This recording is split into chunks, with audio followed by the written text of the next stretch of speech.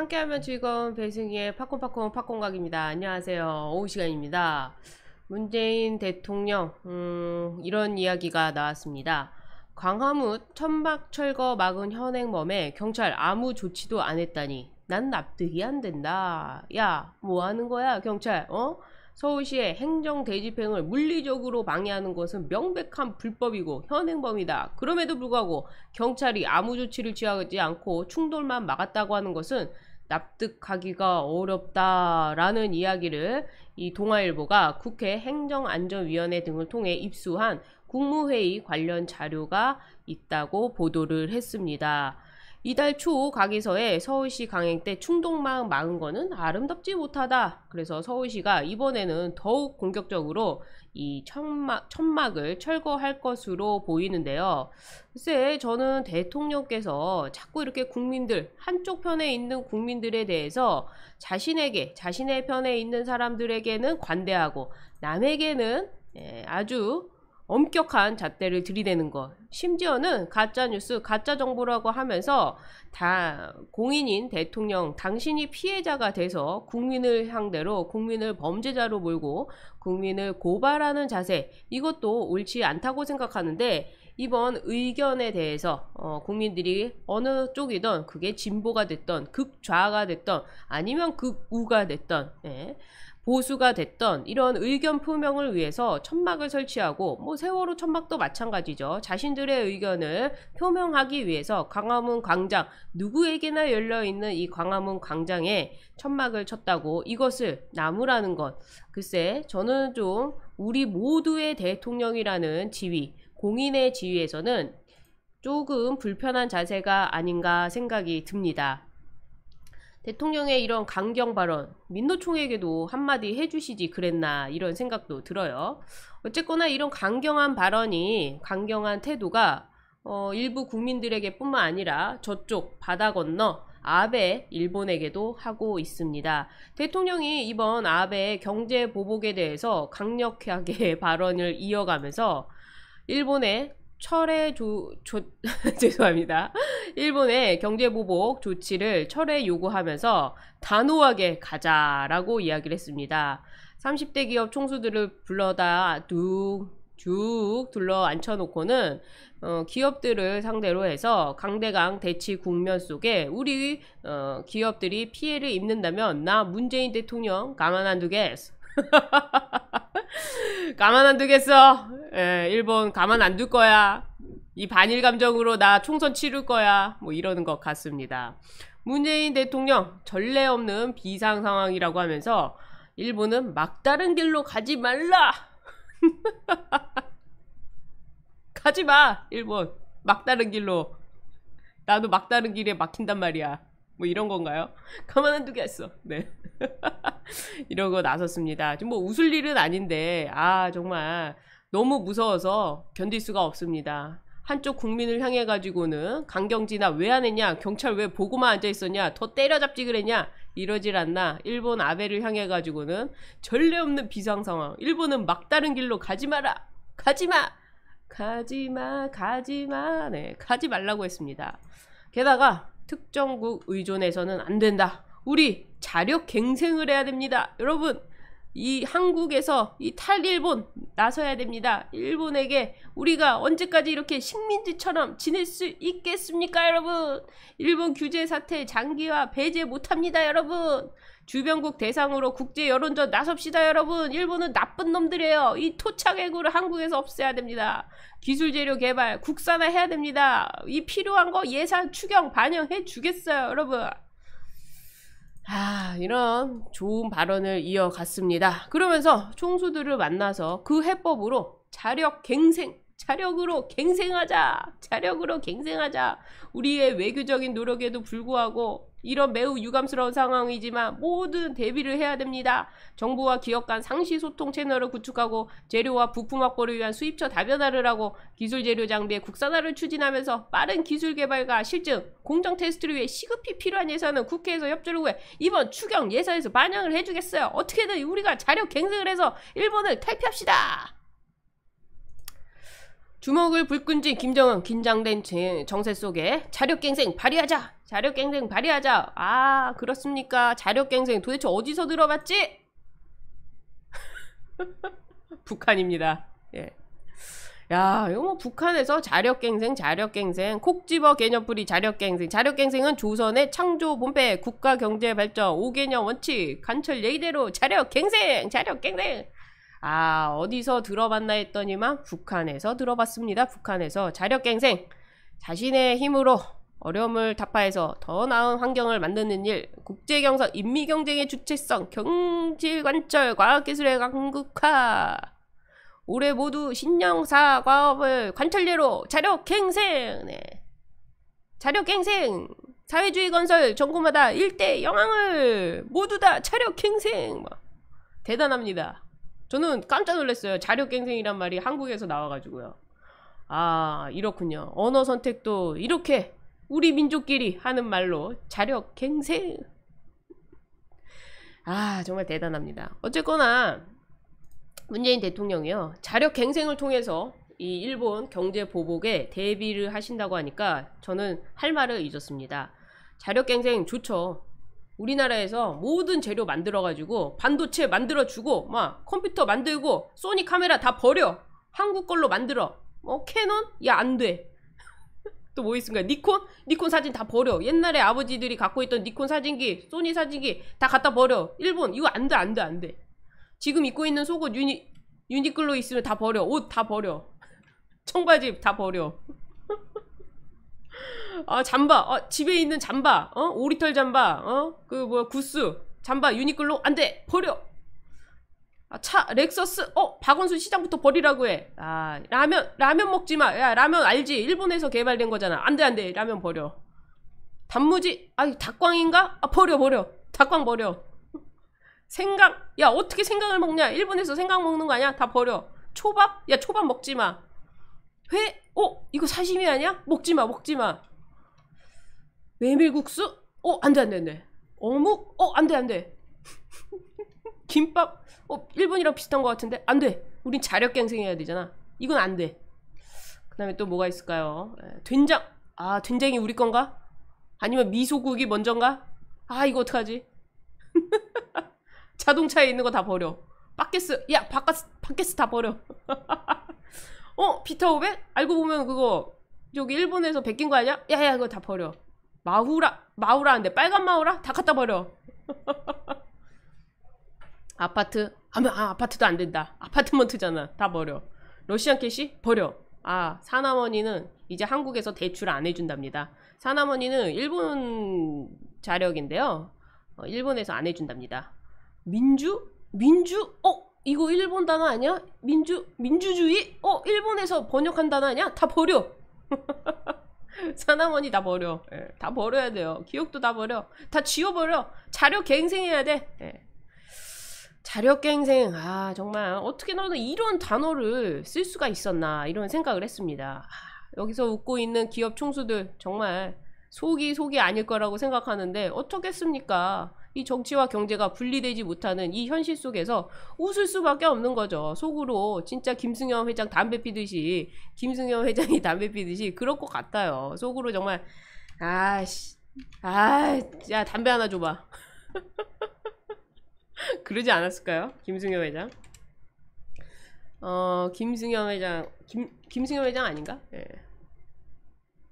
그랬을 것 같다는 생각이 듭니다. 진짜 오늘 한번 담배 한번 펴보자 뭐 이러지 않았을까. 예. 김승현 회장 청와대 가기 전에 담배문 사진 자력갱생 가자. 야 석유 수입하지마 외국 거잖아. 석탄 가져와 석탄. 이러는 거 아닐까요? 이건 뭐 말이 되는 얘기입니까? 라고 생각을 하는데 정말 문재인 대통령은 그런 마음으로 우리 기업 총수들에게 자력갱생의 의지를 다졌습니다. 마일드 세븐 버려. 세븐일레븐 가지마. 또 뭐 있더라고요. 여러가지. 하여튼 이 부분과 관련해가지고 일본과 관계가 자꾸 어색해지고 있습니다. 1주년 케이크입니다. 문재인 대통령님 고조 또조시마스. 아리가또 막 이렇게 얘기를 했는데 문재인 대통령 그 앞에서 저는 단 거 잘 못 먹습니다 라고 했습니다.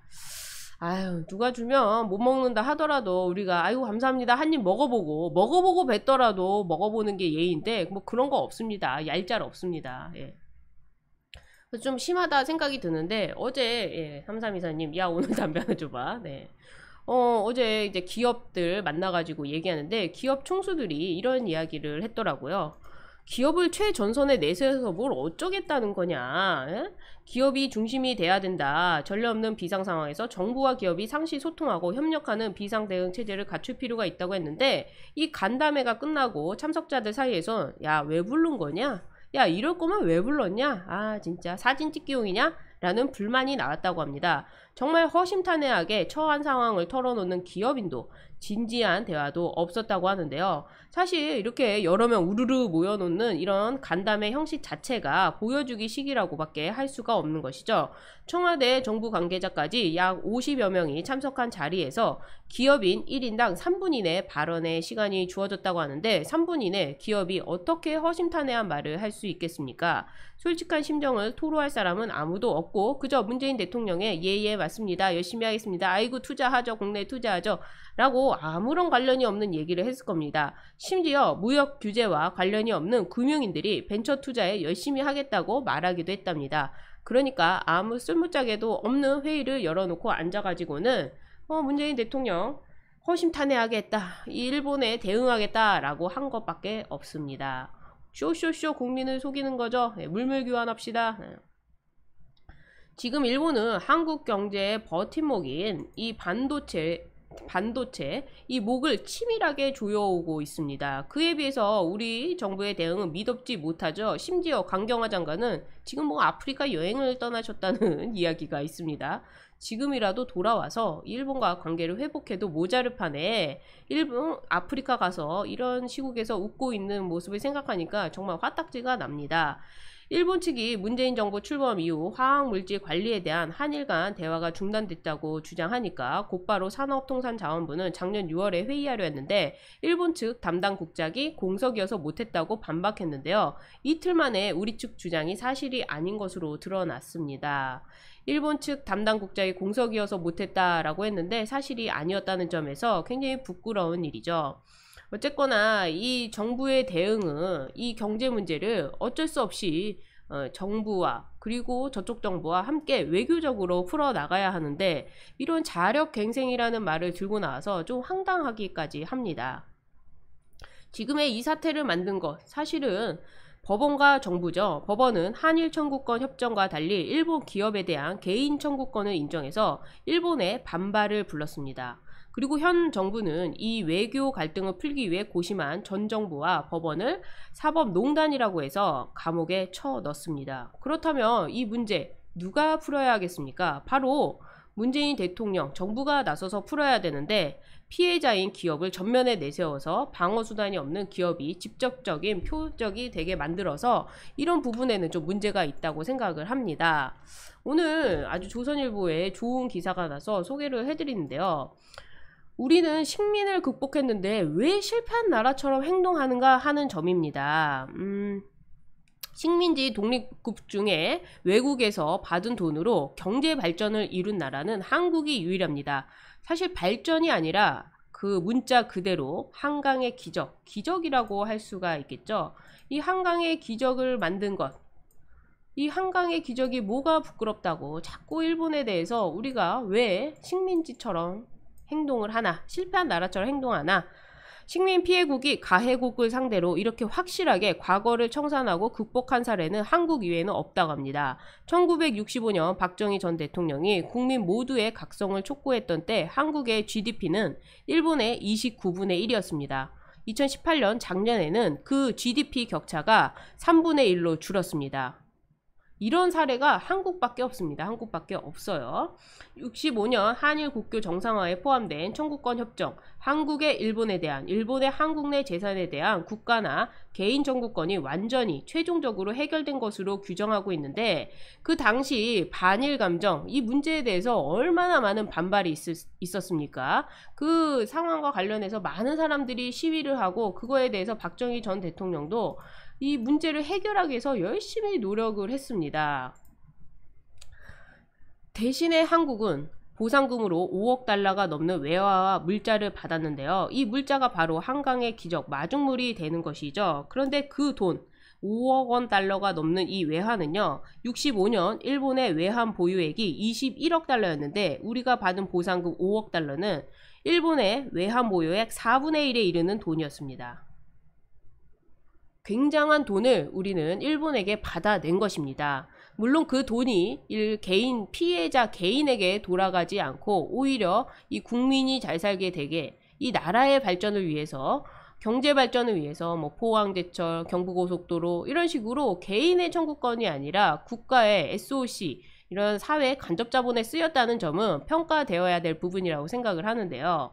그것과 별개로 이 박정희 전 대통령의 이 문제의식을 한번 같이 보도록 하겠습니다. 그 당시 65년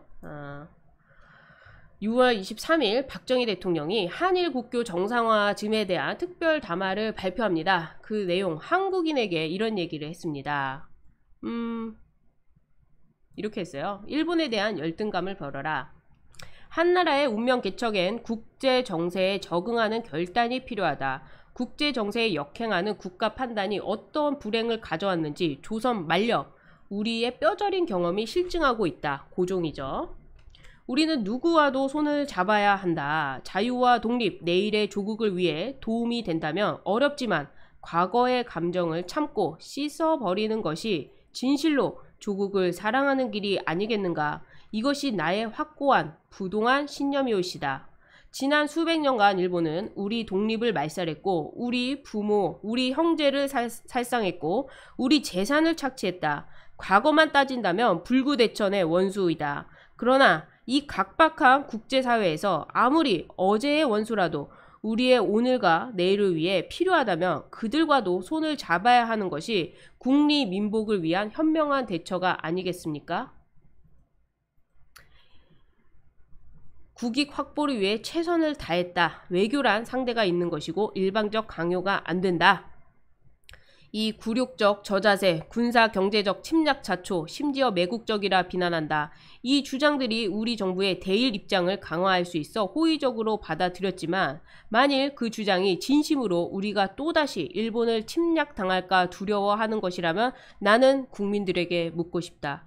어찌하여 그처럼 자신이 없고 피해의식과 열등감에 사로잡혀 일본이라면 무조건 겁을 먹는 것인가? 이것이 바로 굴욕적인 자세다. 일본 사람하고 맞서면 언제든지 우리가 먹힌다는 이 열등의식부터 버려야 한다. 우리의 근대화 작업을 좀먹는 가장 암적인 요소도 바로 패배주의와 열등의식, 그리고 태형적인 소극주의, 비생산적인 사이비 행세다. 이렇게 이야기를 했습니다. 박정희 전 대통령 국민들을 향해서 이제 그 패배의식을 버리고 우리가 적이라도 국제정세를 위해서 손을 잡아야 한다면 잡아야 한다. 나 박정희 대통령은 이런 욕을 먹더라도 실용주의, 속은 텅텅 비고 거칠에만 번지게 꾸며주는 명분주의를 버리고 실용주의를 선택하겠다. 나는 언행 불일치하는 사람이 아니다. 라고 이야기를 했습니다. 그리고 나서요, 우리 국민들에게만 이런 말을 한 게 아닙니다. 일본을 향해서도 이렇게 이야기를 합니다. 일본 국민들에게 밝혀둡니다. 우리와 그대들 간의 불행한 과거를 청산하고 손을 잡게 된 것은 다행입니다. 과거 일본죄가 오늘 일본의 국민에게 있다고는 생각하지 않는다. 그러나 국교 정상화의 이 순간에 침통하고 착잡한 심정으로 구원을 억지로 누르고 다시 손을 잡는 한국 국민들의 이 심정을 단순하게 보아 넘기거나 소홀히 해서는 안 된다. 앞으로 그대들의 한국 국민에 대한 자세를 주시하고 있다는 점을 명시해야 한다. 일본은 역시 믿을 수 없는 국민이라는 감정이 우리 국민들 가슴에 다시 싹 트면 이번에 체결된 재협정은 아무런 의의를 지니지 못할 것이다 라고 일본 국민들을 향해서도 쓴소리를 했습니다. 한국 국민들은 이 구원의 심정을 억누르고 참고 일본과 합의를 했습니다. 그리고 일본에게 이렇게 이야기를 한 거죠.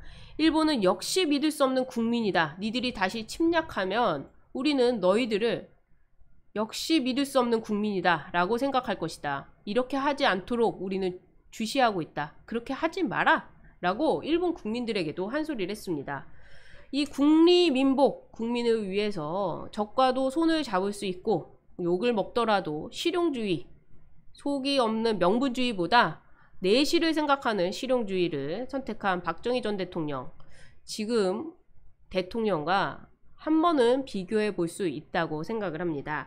박정희 대통령은 이렇게 생각을 했어요. 조선 말력 우리의 뼈저린 경험이 실증하고 있는 것, 국제 정세에 역행하는 국가 판단이 어떠한 불행을 갖고 왔는가, 바로 고종이죠. 얼마 전 조선일보인가요? 중앙일보에서 문재인 대통령을 향해 고종과 비교한 사례를 들었습니다. 뭔가 이 쇄국주의, 이 국내에만 빠져있는 국제 정세를 읽지 못하고 왕따 외교를 하고 있는 문재인 대통령을 향해서 고종과 비교를 했습니다. 박정희 전 대통령은 이런 고종을 뛰어넘어서 국제 정세를 읽고 국민을 위해서 어쩔 수 없이 협정을 하고 돈을 받아오면서도 일본 국민들을 향해서 눈을 뜨고 지켜보고 있겠다. 일본 너희들 우리 무시하지 마라 라고까지 이야기를 했습니다. 외교적인 해법과 경제발전, 과연 어떤 점에서 우리가 해결책을 찾아야 할까요? 저는 그 해결책을 찾아야 하는 사람은 우리 국민이 아니라 바로 대통령이라고 생각합니다. 그렇기 때문에 대통령을 대표로 뽑아 놓은 것이지, 그렇지 않다면 우리 국민들 개개인이 전부 일본에 가서 청구권을 실행하지 않을까요? 저는 그런 점에서 이 외교적인 해결이 잘 좀 풀렸으면 좋겠다는 생각이 듭니다. 이 현명한 대처, 과연 어떤 사람이 현명한 대처를 한 것인지 저는 이 문재인 대통령에게 묻지 않을 수가 없습니다.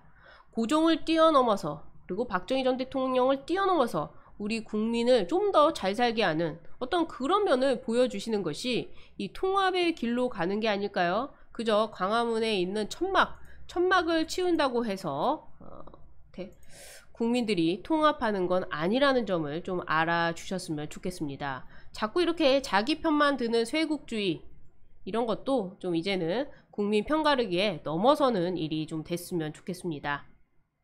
식민 피해국이 가해국을 상대로 이렇게 확실하게 과거를 청산하고 극복한 사례는 한국 이외에는 없다고 하는 점, 문재인 대통령이 박정희 전 대통령을 한 번이라도 다시 한번 지켜보고 되돌아봤으면 좋겠습니다. 네. 오늘 좀 살펴봤습니다. 네. 왜 과거에 지금 현실이 중요하죠? 네. 무슨 말씀이시죠? 하루 빨리 끌어내려야 되는데, 네. 분열을 정치로 하는 문재인에게 할 소리는 아닌 것 같은데요. 네. 그러니까 한번 읽어보라는 거죠. 박정희 전 대통령이 어떻게 했는지. 예, 시진핑이 새로운 중국을 건설하는 운동을 전개할 때도 박정희 새마을 운동을 많이 참고했다. 지금 되게 재밌는 일이 있는데요. 이 지자체 중에서 새마을 운동, 이 새마을 운동이 해외 아프리카에 수출이 되고 있습니다. 그런데 사실 이 새마을 운동을 이 문재인 정부는 지우려고 했는데, 이 새마을 운동이 수출돼 가지고 이게 나라에 홍보가 많이 되니까 이거를 그냥 놔두고 있습니다. 근데 그런 뉴스가 국내에는 보도되지 않고 있어요. 한국도 해냈는데 우리라고 왜 못 해내겠냐 라고 하면서 최근 유럽이나 뭐 아프리카나 이런 개도국에서 한국의 새마을 운동을 많이 따라하고 있다고 하는데, 이런 자랑스러운 새마을 운동 왜 국가에서 홍보하지 못하고 있습니까? 왜입니까? 그저 그냥 박정희 전 대통령이란 그 딱지 때문인가요? 글쎄 한번 되돌아봤으면 좋겠습니다. 네, 비교 대상이 아니라고 하는데요. 저도 잘 알고 있습니다.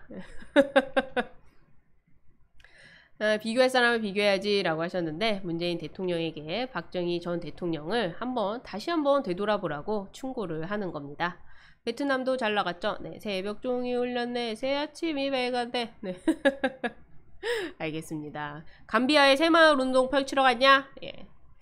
네, 알겠습니다. 오늘 이 일본을 대하는 두 대통령의 태도 한번 살펴봤습니다.